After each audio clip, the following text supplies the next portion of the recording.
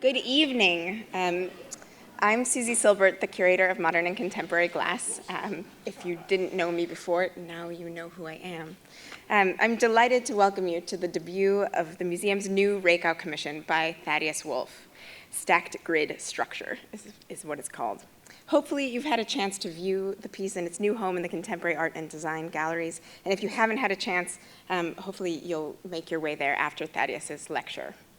As many of you know, the Rakow Commission is an annual award that was inaugurated in 1986 by museum benefactors Dr. and Mrs. Leonard S. Rakow as a way to promote the development of new works in glass. Over the course of the Rakow Commission's 31-year history, recipients have ranged from emerging to established artists from the United States and around the world. For the last several years, under the direction of Tina Oldknow, my predecessor, who we're very lucky to have in the audience here, the commission was awarded to professional artists not currently represented in the museum's collection. I was very pleased to continue that tradition with the selection of Thaddeus Wolfe for the museum's 31st Rakow Commission. At heart, the commission is an opportunity to highlight and promote the work of innovative, interesting artists that help us see contemporary glass in a new way.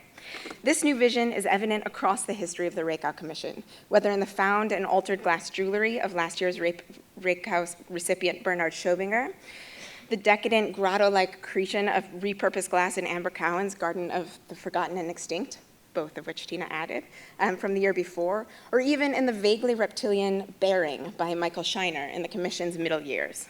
Ideally, work by the selected artist also helps us understand the broader historical context in which the objects were produced, as in Peace Love by Lyubov Savoyeva from the USSR, made in 1990. For me, Thaddeus Wolfe is an ideal candidate for the Rakow Commission, whose work says much about the recent past and current state of the field.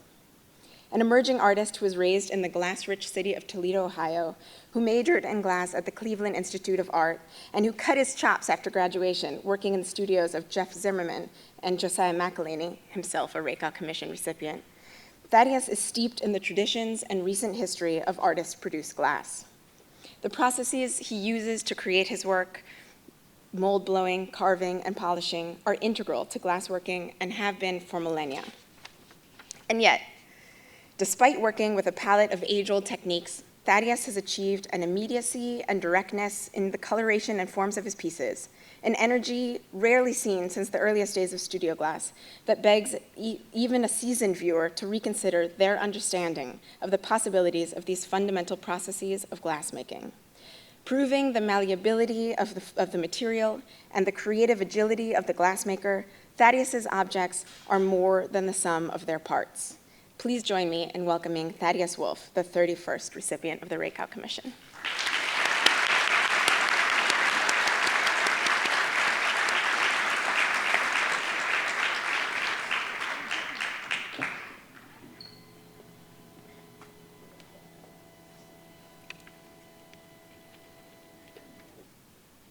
Well, thanks a lot for coming out. And really thank you, Susie, for awarding me this. It's such an honor. I can't say enough about that. And thank you to the Corning Museum for having me. It's been really great to be here and to actually make some work in the studio. And thanks to the team in the studio. So I started blowing glass in my second year of college. I went to Cleveland Institute of Art, and I went there thinking I would be a painter. I didn't know much about glass. I did come from Toledo, so I had seen glass blowing at the museum there. And I wanted to try glass. I took an elective course and immediately knew that that's what I wanted to do, what to major in. So I decided to major in glass. It was really because it's I like the physicality of it, but I also liked it because of the material itself. It's a infinitely moldable material, and I love the fact that it can be transparent, translucent, colored, etc. So I majored in glass. I tried to make art. I was in art school. Graduated 2002. And after that, I moved to New York about 6 months later. And that was really kind of a waking up for me. I wasn't really making art for a while. I was just working for people, working for glassblowers to make a living. And I started looking more at design when I was in New York and thinking about the history of design, history of glass objects, like allowing myself to make things that I didn't make when I was in school. In school, I really tried to be an artist and tried to make things that meant something or were more conceptual, but not functional glass objects. So in New York, I allowed myself to become more of a designer, I made lighting, I made vessels, and I freed myself, I guess, from the burden of trying hard to make art. I think it was in 2006, I was at the Smithsonian Institution in DC, and I was looking at the mineral collection, and I was looking at some pyrite mineral specimens, and I noticed they were really unreal. They looked more like something someone had made, like a cubist sculpture or referencing kind of modernist architecture. And I thought that was really, really strange to look at this object that comes from nature, but it looks so fake, looks so unreal. So I wanted to create something like that with glass, and I thought I wanted to maybe use it for my process or for making some design objects or making some sculpture. And at the time, I had just gotten accepted to a residency at Wheaton Arts. This is in early 2007. And so I went there with kind of the idea that I would work on this project, recreating these ideas, what I had experienced in the museum. And I wanted to make something that appeared, the piece appears fragmented and fractured as as in what we know as cubism, and it appears to be built up out of parts, but yet it's maybe falling apart simultaneously, the form that is. And I wanted the pieces to have the same level of complexity that I was seeing in these mineral specimens. So I started attempting to do this in various ways, and somebody suggested I try using this mold blowing process. And it's basically making a mold that you cast the glass into. You cast it and blow it. You cast it into it. So it's a mold that's plaster and silica, and it's heated up in a kiln, and you blow a bubble into it, break your blowpipe off of that, and then anneal the entire thing. You cool the glass with the mold on the glass. So it's a one-shot mold, so called a waste mold. So I started trying to do that, and I made some forms out of clay, and I made a few pieces. I melted a tank of solid black glass also so that I could grind into the surfaces and actually polish through with keeping that looking solid, like a solid black mass. And it was semi-successful. The first, I made maybe 4 or 5 pieces there, and moved back to New York after that, or came back to New York. And I didn't really have that. I didn't have the facilities to try that again. So it was kind of an idea that was lingering for almost 2 years. And in 2009, I started kind of trying that again, but I didn't really know how to go about it because I didn't have like a tank of solid colored glass, and I wanted to do these pieces that were, you know, polished in certain areas and not grind without. Well, I wanted the glass to look as if it were a solid kind of color, like as we see in this slide here. So I came up with this technique. I learned about it. I didn't invent it. I'll skip ahead a little bit. Which is first making, this is just kind of technical information, but important to my process. First blowing a cup, and you can see a few sitting in the kiln here. And that cup has a color. It's a layer of color, basically, like a skin. And then filling that cup with the clear glass on the inside. So that's how, so that was kind of a revelation in a way, like that I could do that and achieve this kind of like piece that looks like as if it were gathered out of a tank of opaline white glass. These are some early, so these pieces I'm showing here were a few years after Wheaton, actually more than a few years, like 5 years after. So I kept working on this process for a while, and I kind of finally refined it into these shapes that were very crystalline, hard edge geometry with different polished surfaces, contrasting the matte finish that the mold leaves. Here's two of them. Also, I mean, at Wheaton, another revelation I had was just using styrofoam as the material with which to make the form, to construct the form. Here's something showing this, a piece in process, so you can see kind of how it's made, how it started. So for this particular style of piece, I kind of randomly make some almost tubes of styrofoam, cut them apart, kind of reassemble them until I come up with something that's the right, like the shape feels right, basically.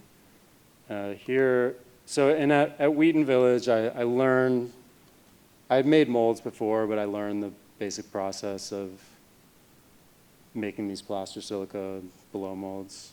So you basically embed the form into plaster in layers, build it up, and it's reinforced with some chicken wire and dried out, and then the mold is later heated in the kiln for the glass to be blown into it. Here's some molds. Here's some molds from more recently. This is outside of my studio in Brooklyn, and I'm waiting for a car to pick me up to drive them over to the glass studio. So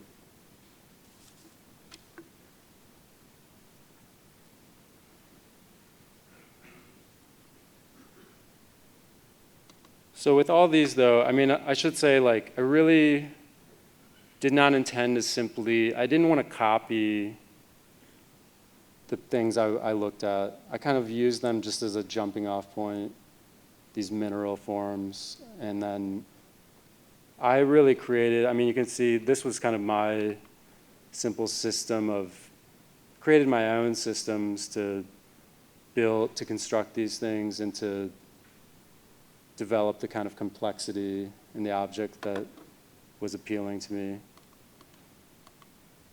And so some of the early ones, I turned these into lamps. These are a few of the first ones.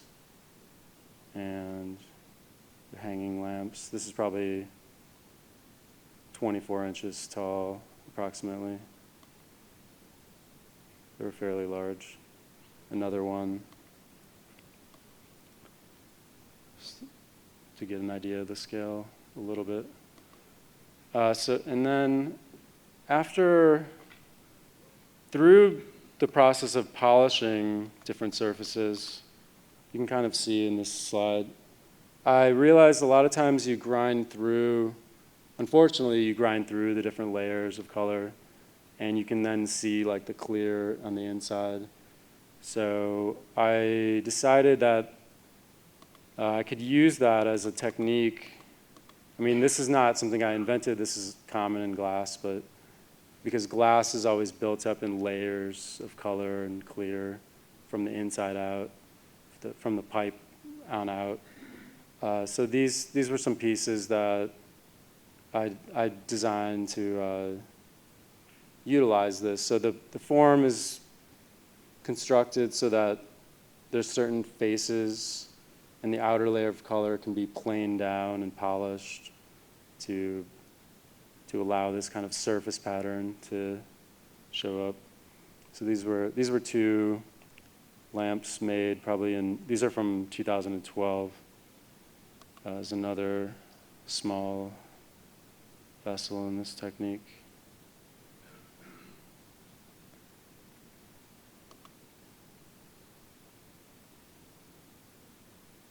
And a detail of another piece. And then the cold working on all these pieces is it's kind of like, I think, what makes them or makes them interesting. It's the process, or it's the using that process.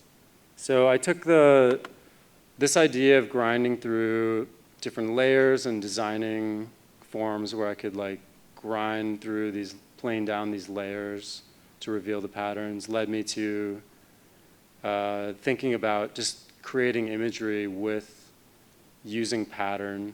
And I was looking at op art pieces at the time. I have put a slide in here of painting by Richard Anushkowitz. He's an op art painter, actually from, I think he's graduated from my school, but lives in New York. And things like him, Bridget Riley. I was looking at Annie Alber's textile designs, very simple, kind of modern inspired. And also I had taken a trip to Peru, and I had seen a lot of pre-Columbian pottery that had these very handmade, kind of not imperfect geometric designs on them. So I was thinking all these things kind of led me to want to work with pattern in my pieces. So, whoops. This was the next. So these were two pieces. These were two of the first ones I did. And they were fairly, very simple patterns. It was just a simple technique of chip carving out triangles. And it was something I kind of realized earlier just by like slicing around or messing with some of the other ones. I would put, in some of the earlier pieces I showed, there would be little areas where I'd kind of do a small detail, but it would get, you wouldn't really see it unless you're looking very closely at the object. Here's a detail. One of the things I like too about, I would try to make this perfect pattern carved into the piece, and then it really through the process of blowing, the mold making, and the cold working, it becomes distorted. It's almost impossible to have this perfect thing. And I embrace that. I like that about the pieces, that you kind of get an unexpected result. So here's another of the early ones. Most of the early ones, it was really just focusing on these triangular cutouts. But this one, and then I would kind of add other textures to the other different sides.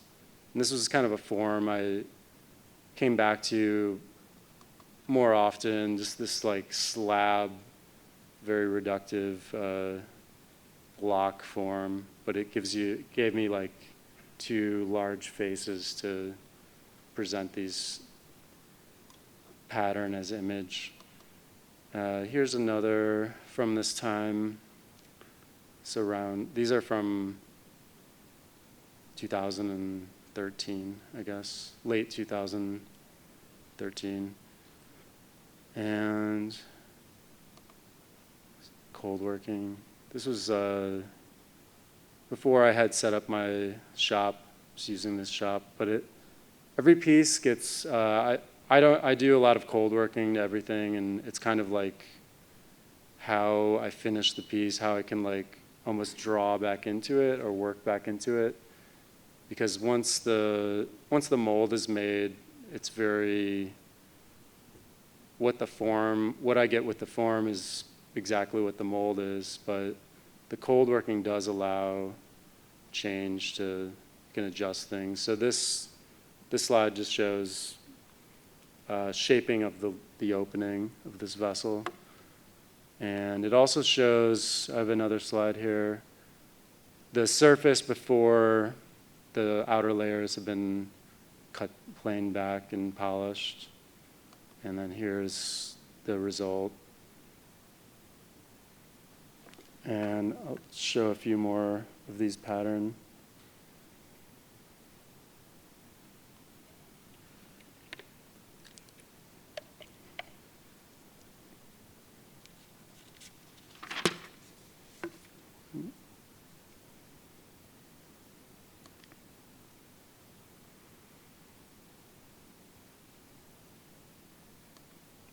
There's a detail kind of showing no matter how, I mean, I intentionally made a lot of these quite imperfect or quite rough, but you can see in the close-up, it looks only perfect from far away. Another of the triangular patterns. And it's kind of like distorted grid pattern. Come back to from time to time. And here's a kind of set of other pieces, smaller pieces. So one more. After working like this, I came to incorporate this into my lighting, making some lamps using the same idea. These were kind of the first light fixtures I made where I'm moving away from just using white as a color for the glass. So it's kind of becoming less functional, but becoming more of a sculptural object. It's a detail, the surface, and two more of those. So these were a little bit later than those, and just here's a detail, the surface. So around, I guess last fall, I started, this is from maybe last year, and then in the fall I had an exhibition, and I really wanted to try to increase the scale and use really experiment with color and colored light, and continue with my pattern ideas. So this was a show I did with a gallery I work with in New York called R & Company. Here's a installation shot. So I made these kind of standing lamps that were composed of different pieces, multiple pieces of glass built together, stacked together, and two of these smaller lamps in the foreground. All of the light fixtures I made, they're all kind of a puzzle in a way, because each one has its own, because the molds aren't reusable and because each one is different, each one has its own kind of bronze cap that fits on it, and that's what holds the glass up. So you can kind of see that here and here too. So here's and I also, at this time I started using I guess even earlier, I was using all the lights in here, they're all neon light bulbs, basically. Even the ones that look like a incandescent light color. And the two pieces on the back wall, it's also a different color of neon. So the neon was something I came to because I needed a light source that was customizable, that I could build to any length or shape or use different colors. So, and because there was a neon maker in the glass studio where I worked, in this studio called Brooklyn Glass. So I started working with him to make these. And I designed different kinds of bulbs, like different bends to achieve more or less light. Here we can kind of see the scale of the standing lamp, working on it. And I put a shot in here. This is just the neon light bulb, so you can see it's probably about 7.5 feet tall. But the light bulb, is like it's two bars of neon. I'm sure somebody here works in neon. But they're very wide, and it's a pretty beautiful color that's very similar to incandescent light.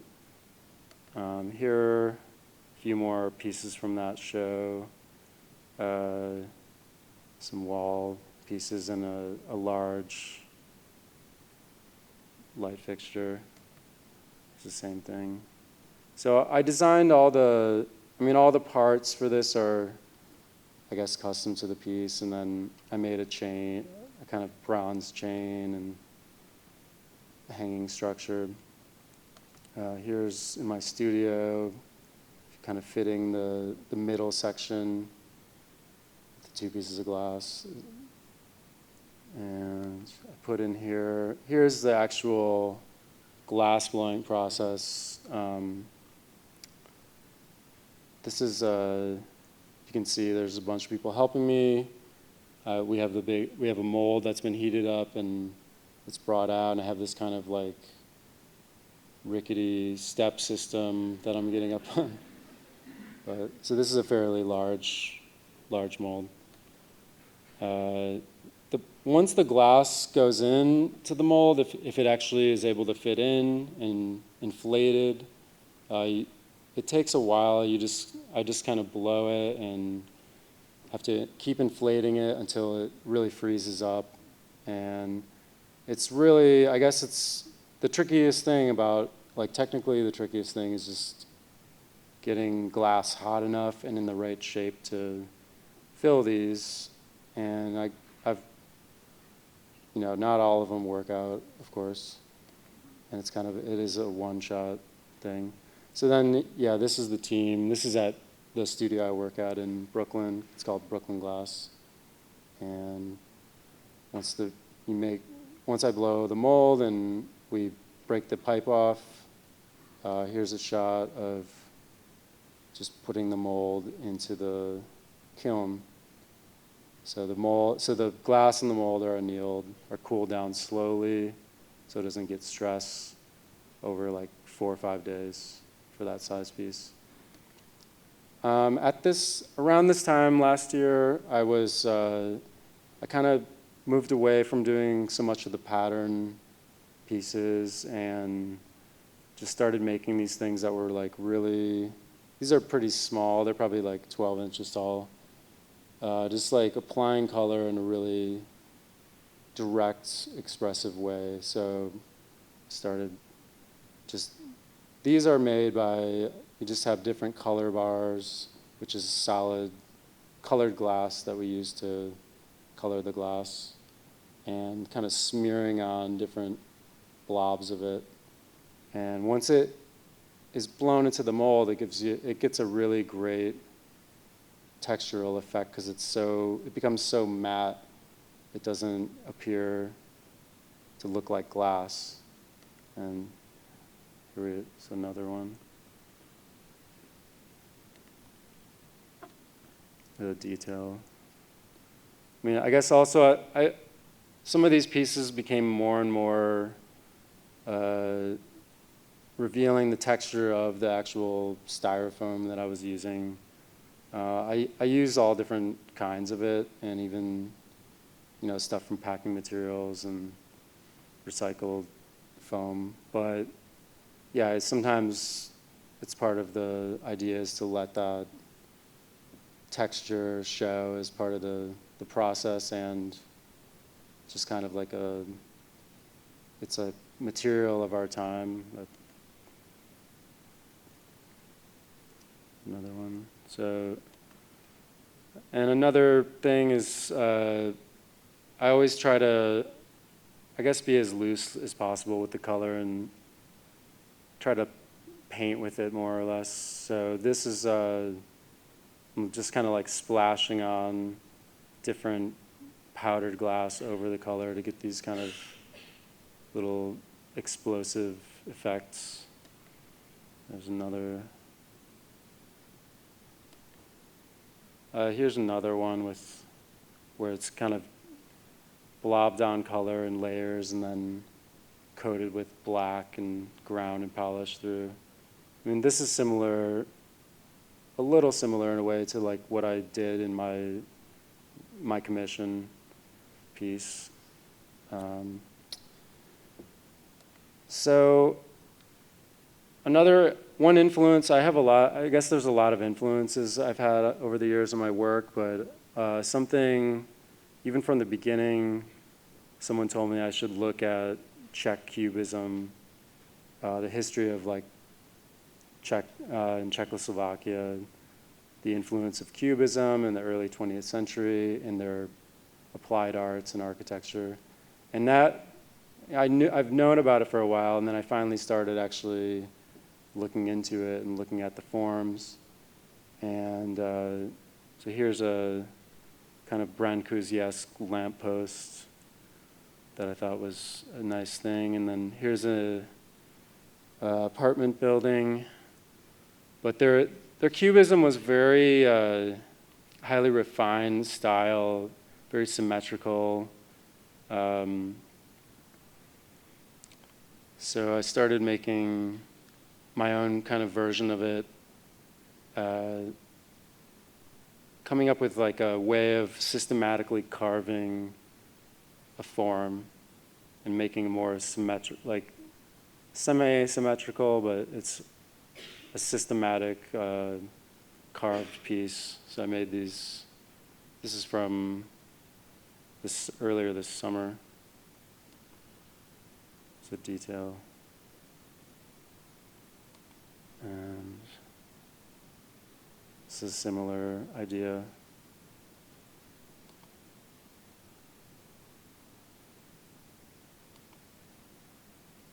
So it's kind of like a repetitive cuts into the piece.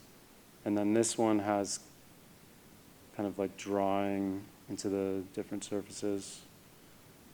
There's another different one. And then most recently, I guess this is my most recent work, and then I showed these alongside with it.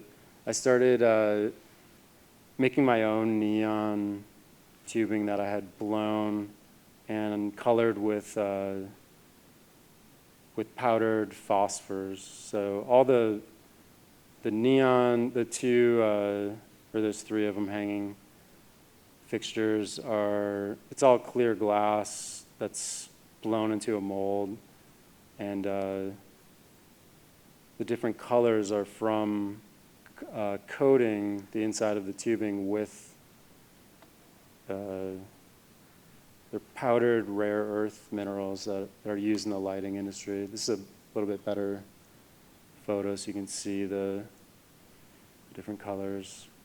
And for now, like I consider the pieces kind of like in a prototype phase. They're kind of a modular system, and they're fully adjustable. They can be as many or as few tubes put together as I desire.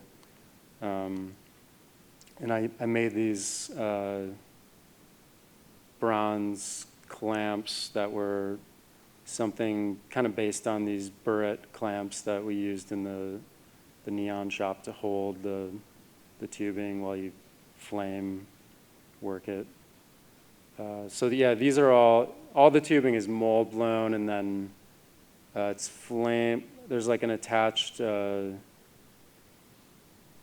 tube of the neon soda lime glass that they use, and then powder coated, and then sealed with electrodes and pumped with argon gas.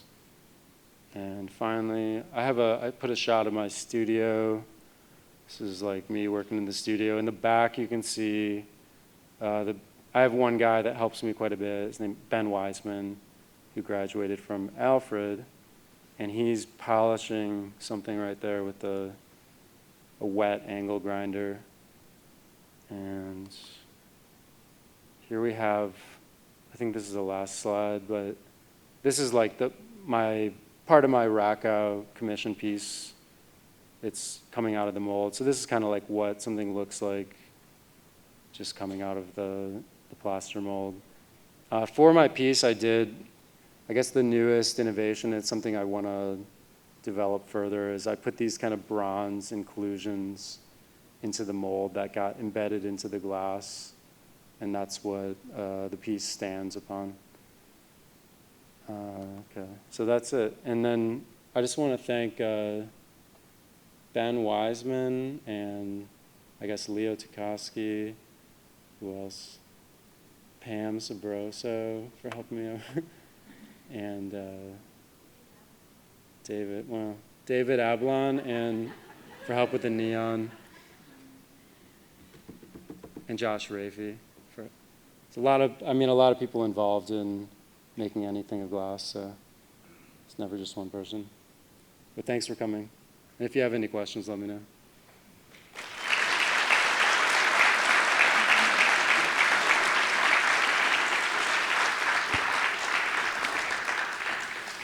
Okay. Good job. You don't get to leave. Oh. Does anybody have any questions? Sure. Could you hear that? The question was, how do you remove the styrofoam from the mold? It's pretty simple.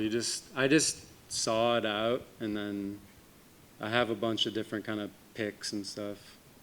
Pick it out slowly, carefully.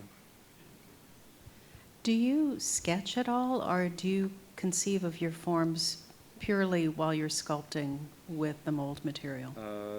Yeah, I didn't include any drawings in here, but I do sketch a lot, and it's kind of like,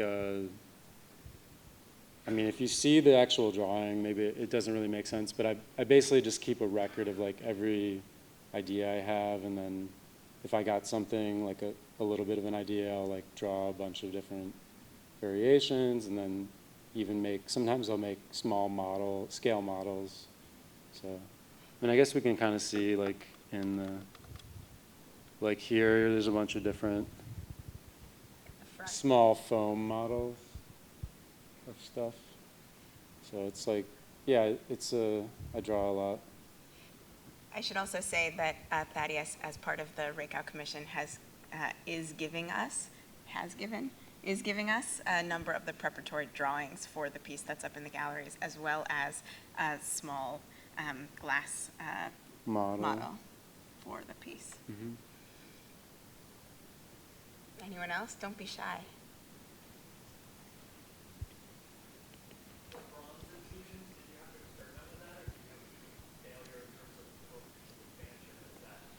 Wait, I'm going to repeat the question so that people can hear. That's a good question. From the front, the question was whether he had to experiment with the bronze inclusions in the feet, and if there were any issues with the coefficient of expansion as he was making them. Yeah, I made like a set of kind of throwaway pieces that I just stuck a bunch of sprue, like bronze in there, and they all worked. I tried copper first, and then that worked just fine, and then I tried bronze, which is mostly copper, and it worked. Yeah, I mean, I think it has the same, it's close enough coefficient of expansion in the long anneal. Although the long anneal, I mean, the studio that I work at is, sometimes it's unreliable, their kilns. You never know, it's not like here.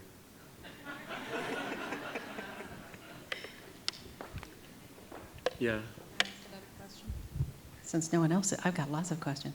So I thought I heard you say that for the pendant lamps, the large and the small lamps, you design the bronze elements also, so you must be casting them someplace else. Yeah, I have I basically just send a wax to a foundry. And they'll cast it for you. Cast them. But how some of those look like they must be incredibly heavy, so figuring out what the structural support is and what the chain weight needs to be for some of these big fixtures is kind of scary. Like something like this, the glass only weighs like 15 pounds. So it's just held by,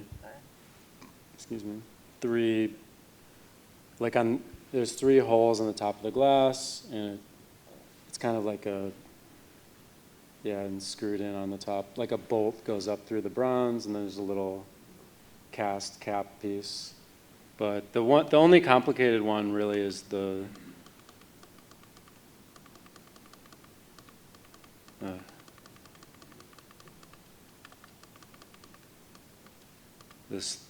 larger one here. But this one has a center. The top piece of glass is connected in the same mechanical fashion as the smaller ones, but there's a center piece of steel going all the way through that bottom. So the middle band of bronze is all it's doing is just holding the pieces, in place. At least 100 pounds, I would say.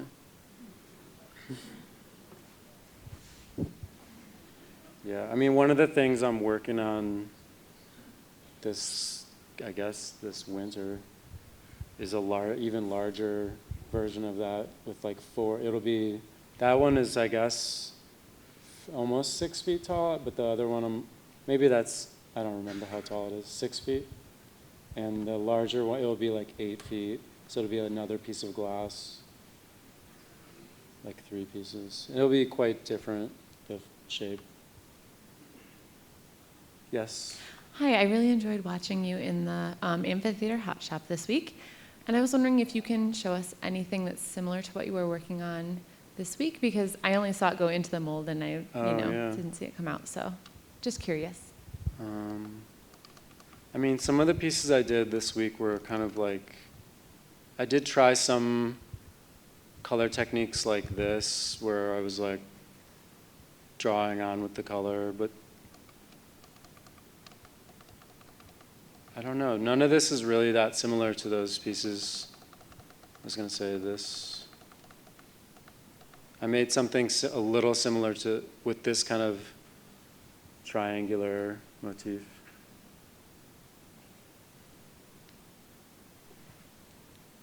Yeah.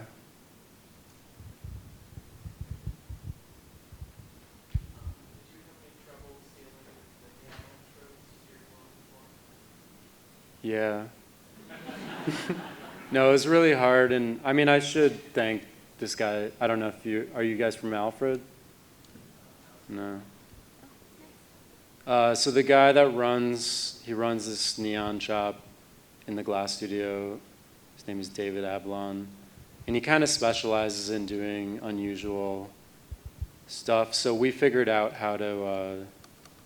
He helped me like figure out the whole process, and he even encouraged me to try coating my glass with phosphors to make the colors. So I really wouldn't have figured it out without him. He made all the neon fixtures for the regular neon.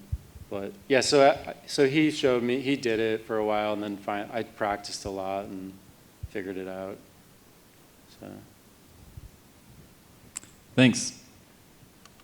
I was checking out the Rakow piece today, just with my nose pressed against the glass. It was so immersive and monumental and really very architectural.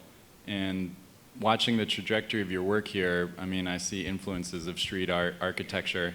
I wonder if your time in the big city with all the exciting architecture going on has moved you in that direction, or if you're shifting from geology to architecture, almost like Michael Heiser, gigantism or something.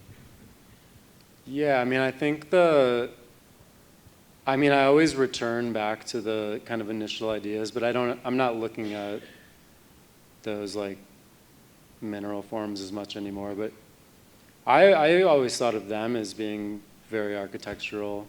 And like some of my earlier stuff, I kind of started this talk in the middle of where my work was pretty developed, but I think you're onto something. I think that I definitely take a lot of influence, like just living in New York City. And even the environment around my studio. I mean, I think I take more influence now from kind of like my vicinity of my studio and where I live in Brooklyn, where everything is kind of covered in like colors, and things are crumbling and everything's painted. I should have put some pictures of that. Thanks. Anything else? Are we done? So you guys already gave Thaddeus a big round of applause, but you should give him an even bigger one because this was his very first big lecture ever. Thanks. And you did well. Is that all right?